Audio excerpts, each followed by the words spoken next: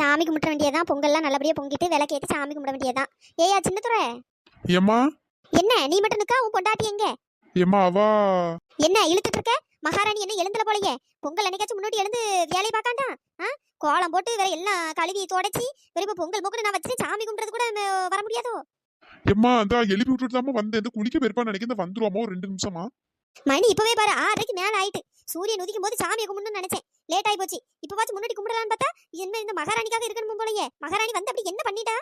ஒழுங்கு காலையில எழுந்து குளிச்சிட்டு கூட இந்த இடத்துல வந்து நிக்க கூட முடியாதோ? ஏம்மா கோவப்படாதம்மா, இந்த கூப்பிடுறேன். சின்ன பொண்ணு. சரி, இவளெல்லாம் என் மகனுக்கு கெட்டி வச்சேன் பாரு. கெட்டி ஒரு நல்ல நாள் விசேஷ நாள் ஒண்ணும் கிடையாது. எல்லா நாளும் 10 மணி 12 மணி வரை உறங்க வேண்டியது.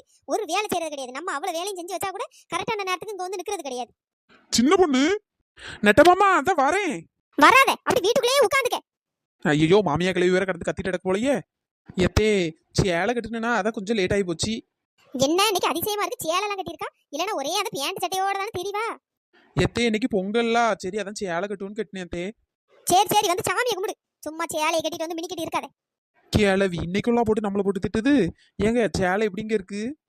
நல்லா இருக்கு சின்ன பொண்ணு. இந்த சேலையில நீ என்ன அழகா இருக்க தெரியுமா? அப்படியாங்க, ரொம்ப தேங்க்ஸுங்க. போதும் போதும், இங்க வந்து சாமியை கும்பிடுங்க. எங்க சாமியை கும்பிடுங்க, இல்லைன்னா உங்க அம்மா அவ்வளவுதான் சாமியை ஆடிரும் இப்போ.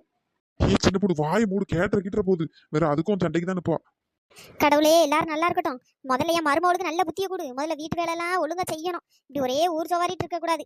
முதல்ல அவளுக்கு நல்ல புத்தியை கொடு கடவுளே. ஒழுங்கா வீட்டுல அடங்கி உடங்கி இருக்கிற மாதிரி நீ பண்ணு கடவுளே.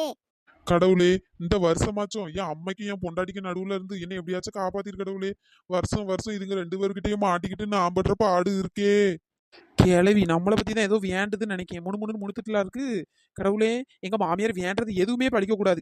அதான் என் வேண்டுதல். கரும்பு வேற 4-5 கிடக்கு. அவளத்தையும் போய் திங்கணும்.